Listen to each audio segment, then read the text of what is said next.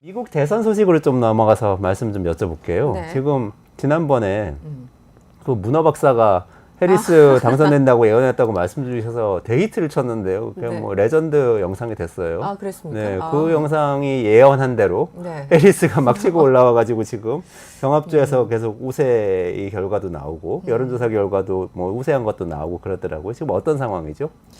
일단 해리스가 이제 바이든에 비해서는 확실히 앞서가고 있어요. 바이든이 득했던 어떤 그 지지율보다는 확실히 앞서가고 있고, 단적으로 말씀드리면 우리도 왜 이제 총선이나 대선 때 선거 때 보면 이 헤드라인을 장식하는 그런 특정 후보나 특정 정당이 있잖아요. 그러니까 약간 프레임 싸움이기도 하고 기싸움이기도 하고 뭐 대세론 형성 뭐 이런 거 있잖아요. 맞아요. 물론 이제 레거시 미디어가 많은 힘이 떨어져서 정반대 결과가 나오는 경우도 이번 뭐 총선에서 목격하셨겠지만, 하여튼 지금 보면 제가 이제 뉴욕타임즈, 워싱턴 포스트, 악시오스, 뭐 포린 팔러스 이 정도 이제 헤드라인을 이제 구경을 하고 왔는데 그냥 해리스가 다 뒤덮고 있는 건 사실이에요. 예, 정말. 그래서 정확하게 바이든이 후보직에서 사퇴하겠다고 밝힌 게 7월 21일이었잖아요. 그래서 지금 한 20에서 한 달 안 지났습니다. 그런데 해리스, 특히 이제 부통령 월즈, 우리가 나중에 시간 되면 얘기하겠지만 거의 뒤덮고 있고, 물론 이제 진보적인 성향의 언론이기 때문에 더 이제 띄워주는 것도 있습니다만, 그 분위기가 지금 숫자로 확인되고 있다는 말씀을 드리려고 이렇게 주저리 앞에서 말씀을 드렸고요. 뉴욕타임즈가 세나대와 그 지난 5일부터 9일까지 경합주 중에 정말 중요한 펜실베니아, 미시간, 위스콘신 세 곳을 이제 600명 대상으로 조사를 했는데 각각 600명이에요. 한 4%가 해리스가 앞서고 있어요. 아, 네, 그래요? 46대 50 이렇게. 그래서 해리스, 그러니까 정확히는 이제 바이든 대통령이 좀 그 약간 몇 퍼센트 뒤지거나 겨우 동률 이루거나 이런 쪽 이제 6대 경합주 중에 이제 대부분이 이제 트럼프가 앞서고 있었는데, 이번에는 해리스가 한 4% 정도 앞서고 있으니까 굉장히 좋은 시그널인 거죠. 민주당 입장에서는. 그래서 일단 이 펜실베니아, 미시간, 위스콘신이 뭐 우리 여러 번 얘기했지만 이제 러스트벨트지 않습니까? 그래서 펜실베니아는 19석을 갖고 있어요. 선거인당. 그래서 굉장히 크고, 미시간도 15개, 그리고 위스콘신은 10개인가 갖고 있어서 이 세 개를 민주당이 가져가면, 한마디로 해리스가 가져가면 이깁니다. 그러니까 2020년 대선을 이제 그 전제로 했을 때, 왜냐면 이미 블루 스테이트, 레드 스테이트는 정해져 있잖아요. 네네네. 그래서 지금 경합주에서 사실은 미국의 대통령을 결정해 주시는 네네네. 거잖아요. 네. 이 6개 혹은 맞아요. 7개 경합주에서. 그런데 여기 이제 한마디로 선거인단을 많이 확보하고 있기 때문에 이 특정 주 6개 중에 3개만 이겨도 민주당은 이길 수 있다라는 게 기본적인 지금 어떤 계산법이고요. 그래서 여기서 4% 앞서니까 민주당은 지금 신난 상황이죠. 아, 네. 그러네요.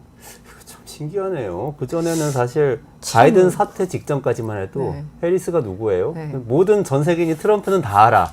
바이든은 다 알긴 하지만 뭐 저분이 뭘 하겠어? 이런 분위기였는데 갑자기 모든 사람이 다 해리스에 열광을 해요.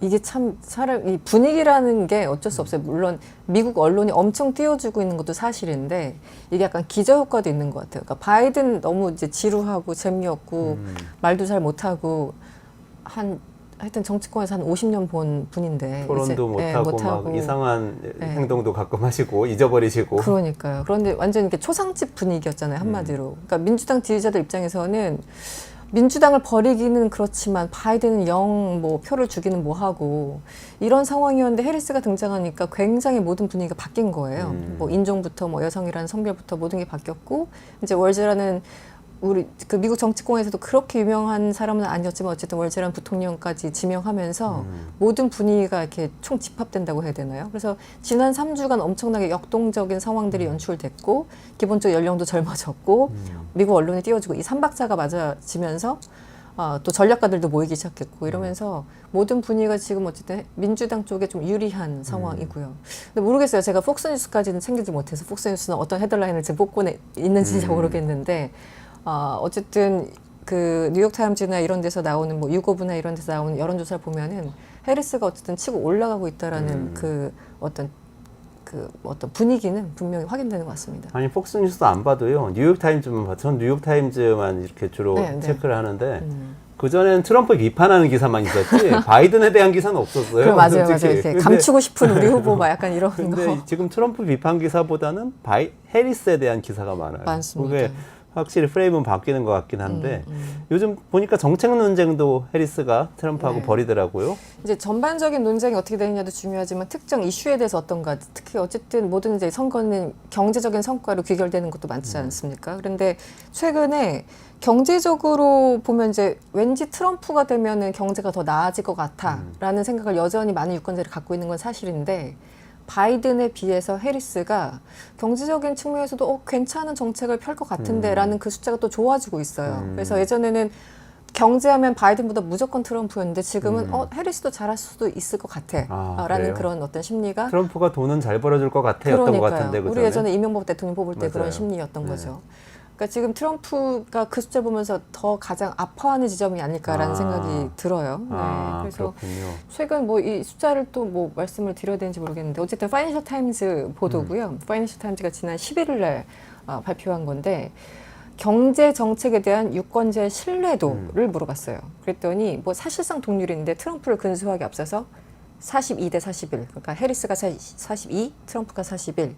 오차범위 내에서 있기 때문에 사실상 동률이라고 보시면 될 것 같고요. 근데 이 자체가 왜 의미가 있냐면, 바이든에 대해서 이 같은 유권자 신뢰도를 물어봤을 때에 비해서 무려 7%포인트나 해리스가 뛴 거예요. 아, 그래요? 그러니까 거기가 의미가 있는 거죠. 뭐 트럼프랑 그 절대적인 수치보다는 바이든에 비해서 경제적인 부분에서조차 해리스가 리드하고 있다. 여기까지 이제 확인하는 게 유의미한 해석일 것 같습니다. 네. 그런 그 앞서가고 있는 게 그 세계 경합주에서도 그런 이미지상에서 해리스가 더 앞서가고 있기도 한 거죠. 그렇죠. 이거는 지금 전체적인 그 유권자이기 때문에 이게 유권자 수를 제가 1000명으로 기억하는데 아마 지역이 딱 경합주에만 해당되는 건지는 제가 확인을 좀 해봐야 될 것 같아요. 그런데 어쨌든 파이낸셜 타임즈가 11일 보도한 바에 따르면 미시간 로스대 경영대학원과 함께 여론조사를 벌였고 여기서 42대 41로 막상막하였다. 그거는 전체 국민들 대상으로 한 것 같네요. 네. 근데 실제로 해리스가 경제 정책을 좀 내놓고 있나요? 네바다주에 가셨어요, 해리스가. 네. 근데 네바다주도 이제 경합주, 6개 경합주 중에 하나인데, 사실 네바다주는 뭐 아주 현실적으로 따지면은 선거인단이 6명밖에 안 돼서 펜실베니아 19명, 뭐 미시간 15명 비해서는 굉장히 작아요. 하지만 매우 중요하죠. 지금 한 석이라도 중요하니까, 선거인단 수가. 네바다에 가자마자 했던 얘기가, 지금, 우리 그, 미국은 팁을 받잖아요. 팁이 굉장히 중요한 이제 인컴인데, 팁에 과세를 하고 있어요. 근데 팁 과세를 폐지하겠다고 선언을 하는 거예요. 내가 대통령이 되면 팁 지금 과세하는 거 폐지해 줄게. 미국의 식당 같은데 일하시는 분들은 팁이 아마 소득의 절반 정도 될 거예요. 그렇죠. 네. 기본급은 거의 이제 안 나오고 팁으로 소위 이제 팁으로 먹고 산다는 표현을 쓰죠. 최저임금도 반만 적용돼요, 그분들한테는. 팁 받는 노동자들은. 맞아요. 그래서 딱 반반으로 인지하는 것 같더라고요. 그래서 여러분들 뭐 네바다주 뭐 아시겠지만 거기 이제 많은 사람들이 놀러 가는 곳이잖아요. 뭐 갬블링 하러. 그래서 이제 라스베가스 있고, 그러니까 거기 요식업이나 이쪽 서비스업에 종사하시는 분들이 압도적으로 많아요. 그러니까 이제 그 지역별로 맞춤형 공약이 있는데 이 네바다에 가가지고 해리스가 팁 과세 폐지했다는 건 그만큼 그쪽 업계에 종사하는 분이 많다는 얘기겠죠. 그래서 지금 이제 보도마다 조금 헷갈리긴 한데 뭐 이 팁으로 먹고 사는 사람이 미국에서 한 400만 명이다, 뭐 600만 명이다, 약간 좀 숫자 차이는 있는데도 어쨌든 네바다 주에서는 이게 굉장히 중요한 이슈이기 때문에 해리스가 질렀어요. 그런데 문제는 이제 트럼프가 그 내 공약인데 너 왜 베꼈어? 이렇게 되는 거예요.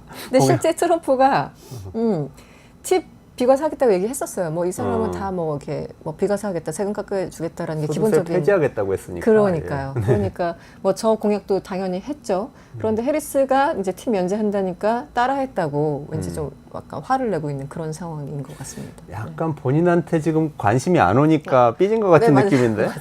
그래서 지금 지지율도 막 그 해리스가 추격해가지고 기분 나쁜데 내가 정말 나의 어떤 키 공약이라고 했던 걸 뭐 베꼈으니까 뭐 기분 나쁠 수는 있겠죠.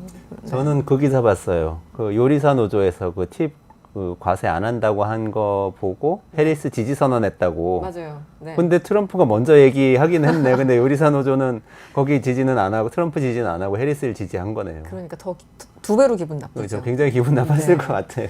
참고로 말씀드리면 네바다주 6명의 이제 선거인단이 달려있는 6대 경합주 중에 하나인 네바다주에서 지난 2020년 대선 때 바이든이 트럼프를 이겼는데 한 2.4%포인트 차로 간신히 이겼어요. 그러니까 지금 트럼프나 해리스나 굉장히 중요한 주입니다. 그러네요. 1, 2%로 완전 당락이 결정되니까. 네. 넘어갈 수도 있으니까 사실은 지키는 액션을 해리스가 취했는데 잘 먹힌 거군요. 어쨌거나. 네, 네. 이제 트럼프를 지지하긴 뭐 했는데 마침 해리스가 그 얘기 해주니까 예, 울고 싶은데 뺨 때려준다 뭐 이런 표현 있죠. 네, 딱 그건 거예요. 그러니까 이제 요식업계도 그렇고 많은 이제 노동자 조합에서 해리스 지지 선언을 지금 하고 있는 그런 상황입니다. 그러니까 트럼프 싫은데 우리가 원하는 건 해준다고 말은 하는데 네. 믿을 수 있을지는 모르겠고 바이든은 그런 모르겠고 거죠. 그런 얘기 안 하고 그런데 해리스가 나타나서 쫙 강하게 얘기를 해서 그렇죠. 가져갔군요. 우리도 뭐 선거 때 이 당은 정말 찍기 싫은데 내가 정말 원하는 이 공약을 내세웠어. 그럼 막 갈등에 이제 쌓이잖아요. 뭐 그런 거죠. 그런데 해리스가 그 니즈를 알고 가서 쪽지캐처럼 딱 필요한 공약을 해당 주에 걸맞는 공약을 하니까 그럼 우리는 당신을 지지할 수밖에 없네요. 이러면서 이제 지지선을 하는 거죠. 네. 어떻게 보면 또 감세는 지금 민주당이 내놓는 분위기는 아니었는데 그렇죠. 그렇죠. 사실은 이제 감세는 공화당 쪽에 맞는 공약이죠. 그런데 민주당이 워낙 이제 힘드니까 상황이 힘드니까 뭐 이민자 문제부터 해서 뭐 세금 문제 모든 것들을 트럼프의 공약을 약간씩 그 베낄 수밖에 없는 상황이긴 합니다. 어쨌든 표가 중요하니까. 네. 어쨌든 뭐 그리고 팁 받는 노동자들 감세는 저임금 노동자들에 대한 감세니까요. 고소득자 감세는 또 아니니까 그렇죠. 다른 점은 있겠네요. 그 얘기는 하더라고요. 어차피 팁을 받는 노동자들은 아까 말씀하신 것처럼 최저임금 겨우 받거나 못 받거나 하기 때문에 이미 이제 소득세 안 내고 있으니까 우리나라도 한 절반 정도가 이제 그 과세 안 하지 않습니까? 미국도 근로소득세 그렇죠. 그러니까 그 비슷한 맥락이죠. 어차피 팁이 받는 분들은 계산법이 따로 있으니까. 네. 근데 좀 의외였던 게 러스트벨트가 굉장히 중요하다고 미국 선거에서 그 얘기 많이 했잖아요. 펜실베니아, 미시간, 위스콘신 방금도 말씀하시고 그랬는데 팁 받는 노동자들은 다 서비스업 노동자들인데 러스트벨트는 제조업 노동자들이잖아요. 그러니까요.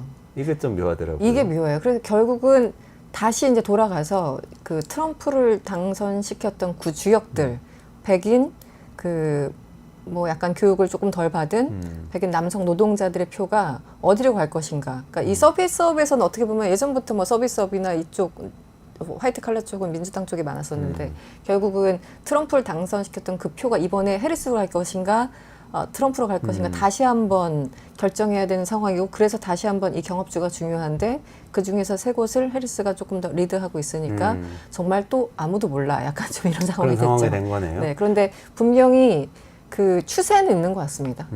추세는 해리스가 올라가는 추세. 네, 네. 뭐 이것도 위시풀 땡 그 희망적인 사고일지 모르겠는데 미국 해리스, 언론에 해리스 지지하세요? 딱히 미국 그런 시민 것도 아니시지만. 딱히 그런 건 아닌데 제가 트럼프를 개인적으로 너무 안 좋아하다 보니까 네. 그렇군요. 네, 사심이 조금 네. 부통령 지명했는데 월즈 효과라는 얘기도 나오더라고요. 그렇게 좀 영향이 있는 건가요? 이번처럼 이렇게 부통령이 각광받는 선거가 있었나 싶죠. 저번에 한번 얘기했던 것 같은데 부통령은 원래 이제 그림자처럼 그렇죠. 어디서 그 장례식장 대통령 대신 가지고 뭐 이런 분인데 이렇게 부통령 후보가 있었나 싶어요. 근데 그 이분의 어떤 캐릭터가 정말 미국의 중산층 혹은 서민에 딱 들어맞는 캐릭터인 것 같긴 합니다. 저는 이제 궁금해서 그 이후에 유튜브 통해서 좀 찾아봤어요. 월즈 부통령이 이제 미네소타 주지사죠. 어떤 발언을 했는지 뭐 딸하고 같이 나와가지고 놀이동산 가는 것부터 여러 가지 있잖아요. 그런데 그냥 좋은 옆집 아저씨 느낌이 확 드는 거예요. 그 사람 뭐 말을 영어를 굳이 이해를 하든 못하든 간에 상관없이 그냥 인상이 너무 좋다. 이게 또 제이디 벤스하고 너무 그 엘리트의 느낌이 나잖아요. 벤스 같은 그렇죠. 경우는. 네. 네. 아무리 이제 하층면에서 자랐다고 하더라도 지금 이미 결과적으로 봤을 때 월즈냐 벤슨 했을 적에는 뭔가 더 친근한 거는 월즈인 것 같고 실제 이력도 고등학교 교사죠. 미스축구 코치였죠. 그리고 어떤 주 방위군 또 활동도 했죠. 여러 가지가 나보다 그러니까 예일대 나온 그래서 실리콘밸리에서 엄청난 부자가 된 벤스 부통령에 비해서는 내 옆집에 있으면 딱 어울릴 사람이 월즈라는 사람인 거예요. 그래서 그런지 이 효과가 상당히 또 있는 것 같습니다. 그래서 전미주 정부 공무원 연합에서 지지선언을 했고요. 전미교사연맹에서도 또 무료급식 이런 거에 대해서 평가를 하면서 지지선언을 지금 하고 있어요. 그래서 노동조합들이 네. 지지선언을 네. 하고 있네요. 그래서 해리스랑 이 월즈랑 굉장히 서로 보완제가 완벽하다는 느낌도 들고요. 그래서 일단 그 공무연합이나 이제 교사연맹이나 이런 데는 어쨌든 표가 되는 거고, 네. 네, 그 뭐 가족들까지 같이 하면 좀 엄청난 표가 되는 거잖아요. 그래서 월즈 부통령은 아무리 생각해도 좋은 선택지였다. 해리스 입장에서는. 네, 그런 평가가 지금 미국 언론에서 나오고 있는 것 같습니다. 네. 이거 배울 점이 많네요. 월즈 부통령 후보가 저는 그 유나이티드 오토워커스 같은 미국의 핵심적인 노동조합들하고도 굉장히 가깝다고 들었거든요. 그러니까 이분이 제이디 벤슨 이렇게 얘기한 거잖아요. 힐빌리의 노래라는 책을 쓰면서 나는 오하이오에서 자라난 굉장히 가난한 백인 노동자의 자식으로 자라나서 이렇게 어렵게 살았고 우리 동네 사람들 이렇게 못 배우고 어렵게 살았는데 이게 다 알고 보니까 중국 때문이고 민주당 때문이고 그래서 나는 정치를 시작했다. 근데 자기는 알고 보니까 실리콘밸리로 가가지고 돈 엄청 벌었어요. 네. 뭐 피터 틸스 같은 그런 사업가들, 억만장자들하고 어울리면서 막 와인 파티하고 이러던 사람이 된 거고 월즈는 어떻게 보면은 진짜 그 노동자들 진짜. 중에 하나인 거죠. 네. 본인이. 그냥 네. 그런 동네에서 교사하면서 그냥 난 40살까지 살았어요.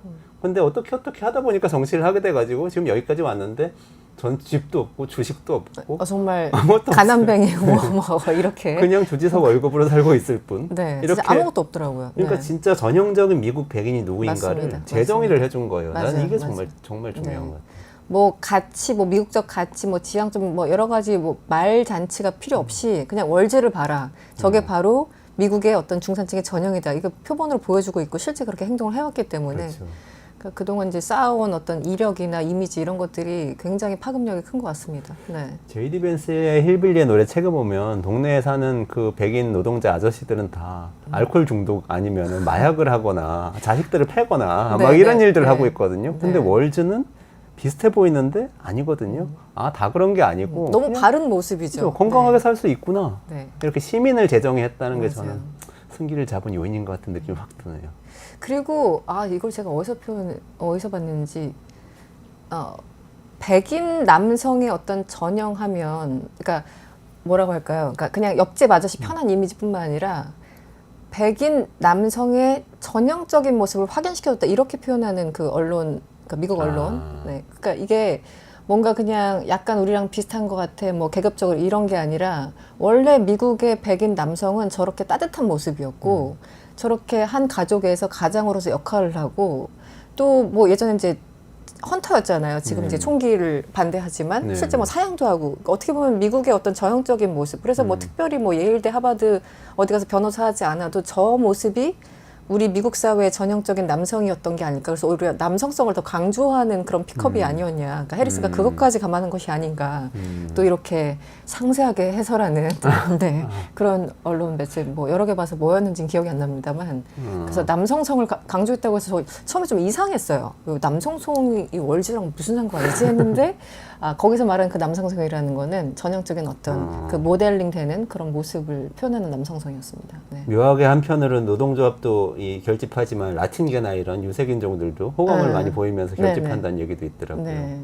그러니까 해리스가 뭐 여성이고 유색인종인데 조금 꺼렸던 사람들은 또 명분을 찾은 거예요. 월즈에서 난 해리스가 아니라 뭐 나 월즈 보고 찍었어. 뭐 이렇게 또 스스로 그렇게 변명할 수 얘기하고. 있는 그런 재료를 제공해 준 거죠. 민주당 입장에서는. 아주 훌륭한 픽이네요. 물론 결과가 좋으면 모든 게 다 좋아 보이긴 합니다만. 물론 이제 선거는 안 끝났어요.